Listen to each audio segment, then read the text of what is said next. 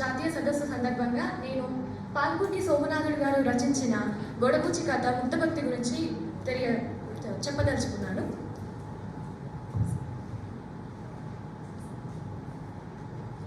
ఈ కథ ఒక చిన్న బాలిక కథ. మారం చేసి ఏడ్చి ప్రశ్నించి ఆ శివుని చేతితో పాలు తాగించిన గొడబుచ్చి కథ. బసవ పురాణంలోని భక్తుల కథలలో గొడబుచ్చి కథ ఒకటి. కథ సారాంశంలోకి వెళ్తే, గొడబుచ్చి తండ్రి శివదేవయ్య. ఆయన గొప్ప శివభక్తుడు. రోజు శివునికి పాలను అర్పించేవారు. కొన్ని కారణాల వల్ల అతను కొద్ది రోజులు వేరే ఊరికి వెళ్లాల్సి వచ్చింది. అప్పుడు తన కూతురైన గొడబుచ్చికి రోజు శివునికి కొంచెం పాలను అర్పించమని చెప్పి వెళ్తారు. తండ్రి చెప్పినట్టుగానే ఆమె పాలను కాచి ఒక గిన్నెలో పోసుకొని శివాలయానికి వెళ్ళింది. తన అమాయకమైన మనసు స్వయంగా శివుడే వచ్చి ఆ పాలను తాగుతాడని అనుకుంది.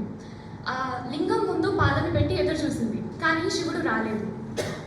నేను ఎదురుగా ఉంటే శివుడు రాడేమో అని శివునికి కనబడకుండా వెళ్ళి దాక్కొని ఎదురు చూసింది. అయినా శివుడు రాలేదు. అప్పుడు శివుని లింగానికి ఎదురుగా వెళ్ళి ఇలా ప్రశ్నించింది, ఓ లింగమూర్తి, పాలు కాచడం సరిపోలేదా? పాలు కమ్మని సువాసన రావటం లేదా? పాలు అపరిశుభ్రంగా ఉన్నాయా? పాలు విరిగిపోయాయా? లేదా నేను చిన్న పిల్లననా? నాకు ఆరగించడం చేత కాదనా? ఏ కారణం లేకుండా నువ్వు పాలను ఎందుకు తాగటం లేదు అని ఇలా ప్రశ్నిస్తుంది.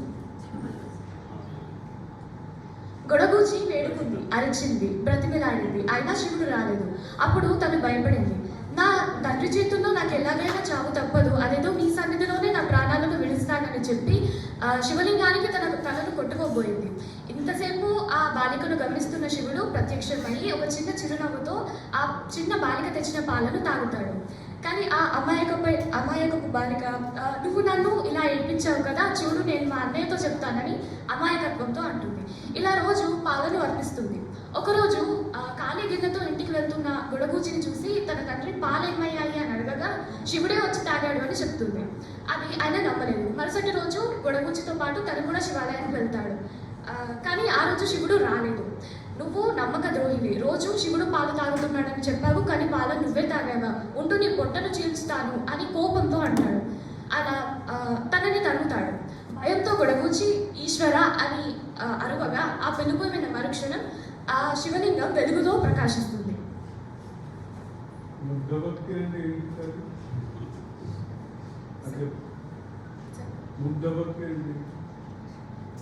సార్ అంటే అమాయకత్వంతో, ఆ చిన్న పిల్ల కదా సార్, అమాయకత్వంతో పిల్లల మనస్తత్వం ఎలా ఉంటుంది అని చెప్పేది ఈ కథ. ఆమె అమాయకత్వం, భక్తికి ముగ్ధుడైన శివుడు ఆమెను తనలో ఒకటిగా చేర్చుకున్నాడు. ఈ కథ నుంచి నేను అర్థం చేసుకున్న సందేశము, కల్మషం లేని భక్తి, ప్రేమ కొండలను కదిలించగలదు, బండరాయిని కరిగించగలదు.